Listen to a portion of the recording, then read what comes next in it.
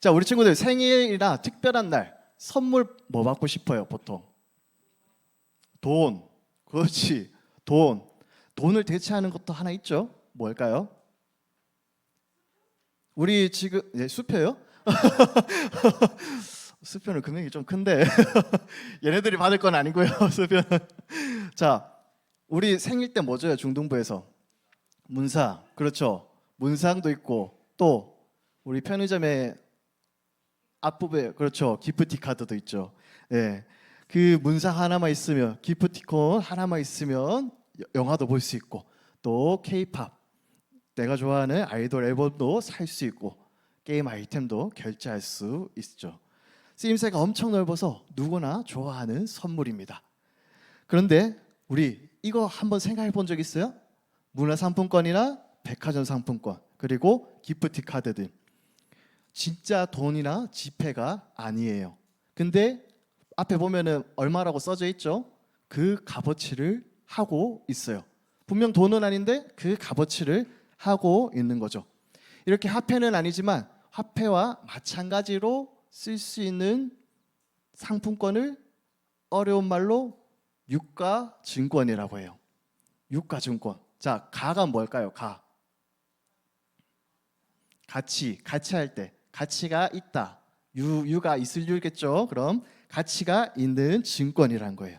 이 종이에 적힌 금액만큼 인정을 해주겠다. 그래서 회사에서 발행을 하고 우리가 그것을 쓸 수 있는 거예요.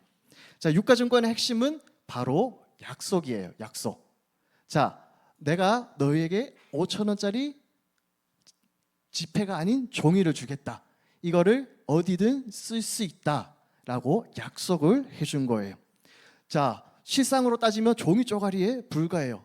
문화상품권 찢으면은 물론 저기 핀번호 긁는 것만 안 찢어지면은 쓸 수 있죠. 인터넷에서라도. 지폐는 찢어지면 복구를 은행에서 해주지만 이 문화상품권은 훼손되면 복구가 안 돼요. 그만큼 종이 쪼가리에 불과하다는 이야기예요. 그 안에 이 종이에 만 원의 가치를 인정하겠습니다 해서 우리가 그것을 만 원에 사고 만 원에 많은 곳에서 쓸 수 있는 거예요. 그런데 우리 주변을 한번 둘러봅시다. 이 유가증권 강력한 약속 가운데에서 이루어진 상품권이에요. 그런데 세상에 참 많은 약속들이 이것 외에도 많아요. 근데 그 약속들 쉽게 깨지는 경우도 많아요. 가장 쉽게 깨지는 경우가 무슨 경우일까요? 우리 친구들끼리의 약속입니다. 1, 2년 사귄 친구들은 그래도 약속을 잘 지켜요. 전도사님 지금 벌써 36이구나. 지금 지금 그렇지. 초등학교 1학년 때 만났으니까 거의 30년 지기 친구들이 있어요. 지금은 많이 못 만나. 포항에 있을 때 약속을 잡잖아요. 야, 우리 2시에 어디서 만나자. 2시에 어디 있을까요? 집에 침대 위에 있어요. 2시 반에 어디 있을까요? 집에 침대 위에 있어요. 3시 되면 몸을 일으켜요. 4시 되면 만나요. 그게 약속이라면 약속이겠지만 약속은 몇 시에 만난다고 돼 있죠? 2시. 근데 만날 시간은 4시. 이렇게 약속이 쉽게 깨지기도 합니다. 그렇게 우리가 오랜 사이 만난 친구들이라면 괜찮겠지만 나랑 사귄 지 얼마 안 된 친구가 자꾸 그러면은 믿음이 생길까요? 오히려 의심이 들까요? 의심이 들어요. 쟤 맨날 30분 늦어. 쟤 맨날 1시간 늦는 친구야. 라며 믿음이 깨져서 2시에 만나기로 했어도 나도 2시에 준비를 안 하게 돼요. 그렇게 서로의 관계가 왕창 깨져버리는 일이 있죠. 세상 사람들은 이렇게 약속을 쉽게 깨기도 하지만 우리 오늘 성경에서 약속을 반드시 지키는 한 분이 있습니다. 누굴까요? 바로 하나님이십니다. 오죽하면 말씀, 성경이 2개로 나눠져 있죠. 2개의 책으로. 뭘로 나눠져 있어요? 신약, 반대로 구약. 구약 신약 뜻이 뭐예요? 옛 언약, 새 언약이라고 하는데 옛날의 약속들, 새 약속들이라고 하는 거예요. 하나님께서 얼마나 그 약속들을 중요하게 생각하시고 진심으로 지키시는 분인지 바로 이 성경을 통해서 말씀하고 있는 거예요. 오늘 이 말씀을 통해 약속을 반드시 지키시는 하나님의 이야기를 한번 살펴보겠습니다. 우리가 오늘 읽은 본문 바로 앞 신약 성경 첫 번째에서 나오는 것이 있어요. 어떤 것일까요? 마태복음 가장 첫 번째부터. 자, 보통 글에 있어서 가장 첫 번째 나오는 것은 뭘까요? 가장 중요하다라고 생각을 하는 부분이 가장 첫 번째로 나옵니다. 마태복음 가장 첫 번째 뭘까요? 가장 첫 번째, 아브라함과 다윗의 자손 누구의 계보일까요? 예수 그리스도의 계보라. 그 뒤에 쫙 나와요. 누구를 낳고 누가 낳고 쭉 내려와요.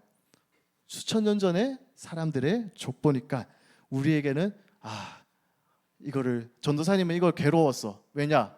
빈칸 문제로 자주 나왔거든. 빈칸 문제로 나오는데 중간에 항상 끼면은 헷갈려. 그리고 또 꼭 그 우리가 아는 친구들 있죠. 아는 성경 인물들 있죠. 다윗, 이세 이런 데는 절대 빈칸으로 안 나와요. 우리가 잘 모르는 인물들이 빈칸으로 나와요. 그리고 지루하고 공부를 해야 되고 짜증나고 그렇게 느껴지는 부분이에요. 그런데 당시 이 마태복음에 나오는 족보 처음 읽었던 유대인 입장에서는 정말 복음이 아닐 수 없었어요. 로마의 지배 아래서 핍박을 받으며 힘들게 신앙생활하던 그들에게 이것은 복음이었어요. 왜 복음이었을까요? 우리 신약에 들어서기 전에 뭐가 있다고 했죠? 구약 가운데 메시아가 나올 것이다. 너희를 구원할 것이다라는 이야기가 있었어요. 그리고 마태복음에 와서 예수님의 계보가 나오고 있는 거예요. 예수님은 누구시죠? 우리를 구원하기 위해 온 구원자예요. 바로 이 구원자의 이야기가 유대인에게 전해졌고 그 유대인은 우리 하나님께서 수천 년 전에 약속하셨던 이 약속이 드디어 이루어지구나 하면서 은혜로 감격의 눈물로써 마태복음을 읽었을 거예요. 수천 년 전 하나님께서 아브라함과 다윗에게 약속하셨던 메시아를 보내주겠다는 그 약속이 마침내 성취되는 부분이었던 거예요.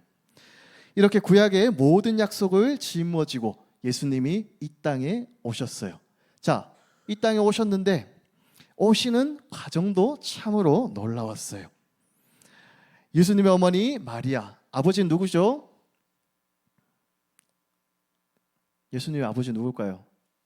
어머니는 말씀드렸어요. 요셉입니다. 자, 어머니 마리아와 요셉은 약혼한 사이였어요. 자, 약혼, 우리 조선시대 한번 떠올려 봅시다. 우리 친구들 역사 조금씩 배웠죠? 조선시대에는 양반가들끼리 결혼을 해요. 결혼에 대한 약조를 하죠. 그게 약혼이에요. 그 조선시대 때 약혼이 곧 결혼과도 같았어요. 이 유대시대도 똑같습니다. 약혼을 한 것은 결혼과 맞먹을 만큼 중요한 그 약속이었어요. 그런데 요셉에게 충격적인 사실이 귀에 들리기 시작합니다. 어떤 이야기일까요? 마리아가 임신했다는 겁니다. 자, 요셉의 마음 어땠을까요? 아직 같이 살지도 않고 이제 곧 결혼할 여자가 임신했다는 거예요. 요셉은 율법대로 마리아를 재판장에 보내 돌맞아 죽게 할 수도 있었어요. 하지만 의롭고 따뜻했던 요셉은 그렇게 하지 않고 조용히 마리아와 관계를 끊으려고 결심합니다. 그렇게 깊은 고민 속에 빠져 잠들던 요셉에게 하나님의 사자가 나타나 엄청난 진실을 알려줍니다. 이 마리아가 잉태한 아이는 바로 성령님께서 잉태하셨다는 것을 말이죠. 그리고 그 천사가 두 가지 이름을 이야기해 줍니다. 오늘 나왔죠? 참비사, 두 가지 이름 뭘까요? 마리아가 성령으로 잉태된 아이, 예수, 그다음 예수, 그다음에 그렇죠. 예수랑 임마누엘. 예수는 뭘까요? 자기 백성을 그들의 죄에서 구원할 자라. 그리고 임마누엘, 하나님이 우리와 함께 계시다입니다. 잠에서 깬 요셉 어땠을까요? 아, 개꿈이다. 그냥 조용히 끊어지자라고 했을까요? 아닙니다. 요셉은 즉시 천사의 명령대로 마리아를 아내로 맞이했고 그 아내가 출산하자 예수라고 이름을 짓게 되었어요. 요셉은 비록 자신의 계획이 어긋나고 당황스러운 상황에서도 하나님의 약속을 신뢰함으로 그 말씀에 즉각 순종하였던 것입니다. 우리 친구들 아까 유가증권이라고 이야기했죠. 상품권 말고 또 다른 유가증권 중에 아까 우리 유미진 선생님이 말한 수표가 있어요. 수표. 은행에 이 종이를 가져가면 10만 원을 주겠습니다 라고 보증을 하는 거예요. 그런데 계좌에 돈도 없으면서 사기치려고 가짜로 발행하는 수표들이 있어요. 그걸 뭐라고 할까요? 수표인데 한 글자가 붙어. 비었다. 빌 공짜를 써서 공수표라고 해요. 공수표. 자, 공수표를 은행에 들고 가면은 돈을 줄까요? 안 줍니다. 네. 공수표 내가 받았어요. 그거를. 아, 이제 10만 원을 받을 수 있겠구나 하고 은행에 갔어. 그때 은행에서는 요거 공수표입니다. 안 됩니다 하면 우리 친구도 어떨까요? 허무하기도 하고 그 준 사람을 원망하기도 하고 또 화가 나기도 할 겁니다. 하지만 우리 하나님은 절대 공수표를 날리시는 분이 아닙니다. 하나님은 역사 속에서 수많은 약속들을 지켰을 뿐만 아니라 가장 위대한 구원의 약속을 마침내 예수 그리스도를 통해 지켜내셨습니다. 우리를 죄에서 구원하기 위해 이 땅에 예수 그리스도를 보내주시고 죄인인 우리를 위해 십자가에 피 흘리게 하셨습니다. 하지만 여기서 끝이 아니죠. 3일 만에 예수님은 죽음을 이기고 3일 만에 부활하셨어요. 그렇게 구원을 완성하시고 하늘로 올라가시면서 우리를 과처럼 내버려 두지 않으시고 한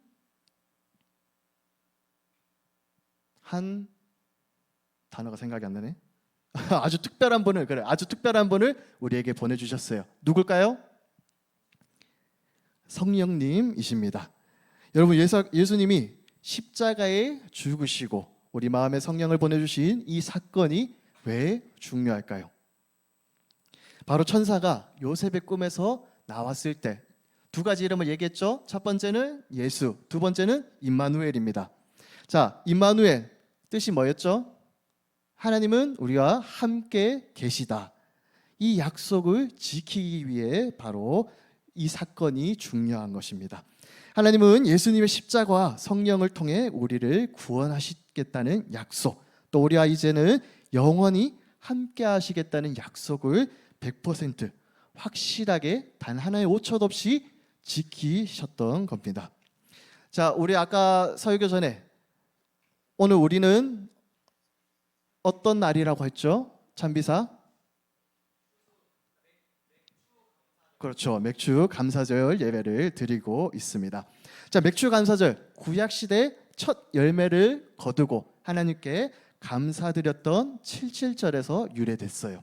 근데 신약으로 넘어오면서 이 날의 이름은 바뀝니다. 오순절이라고 해요. 자, 오순절 하면 떠오르는 친구들도 있을 거예요. 바로 마가의 다락방에서 오신 바람처럼 또 불처럼 임하셨던 성령님입니다. 하나님은 천사를 통해 요셉에게 약속하셨던 임마누엘, 내가 너희와 항상 함께 하겠다는 그 약속이 오순절에 성령님이 오심으로 완벽하게 지켜진 것입니다. 오늘 맥주 감사절은 첫 수확에 대한 감사를 하는 날이기도 하지만 신실한 임마누엘의 하나님께서 우리와 영원히 함께 하시려고 보내신 성령님을 감사하는 최고의 날이기도 합니다. 그리고 오늘 우리는 맥주절을 앞두고 기념하여 아주 특별한 예식을 하려고 합니다. 뭘까요? 앞에 지금 뭐 놓여져 있죠? 떡과 포도주가 있습니다. 바로 성찬식입니다. 성찬식은 단순히 빵과 떡을 먹는 시간이 아니에요. 예수님께서 십자가에 달리시기 전날 밤 제자들에게 잔을 주시며 이렇게 말씀하셨어요. 꼭 성찬하는 것 같네. 자, 이 잔은 내 피로 세우는 새 언약이니 곧 너희를 위하여 붓는 것이라. 여러분, 성찬은 하나님이 우리에게 주신 상품권, 문화 상품권과 같고 또 최고의 유가 증권과도 같습니다. 우리가 오늘 조각난 빵을 먹을 때 예수님이 나를 위하여 자기 몸을 찢어 주셨다는 약속이 진짜였구나를 입술로 느끼시길 바랍니다. 또 우리가 잔을 마실 때 예수님의 피로 내 모든 죄가 사하였구나, 그 약속이 확실하게 이루어졌구나 온몸으로 느끼는 시간이 되길 주님의 이름으로 소망합니다. 그리하여 눈에 보이지 않는 하나님의 약속을 눈으로 보고 또 손으로 만지고 입으로 맛보도록 해주신 확실한 증명서인 성찬식 가운데 하나님을 더욱더 느끼며 하나님을 내 마음에 모셔 그리하여 하나님 가운데에서 하나님이 말씀해 주시는 그 길 가운데로, 선한 길 가운데로 걸어나가는 우리 중등부 모든 친구들 되기를 주님의 이름으로 소망합니다.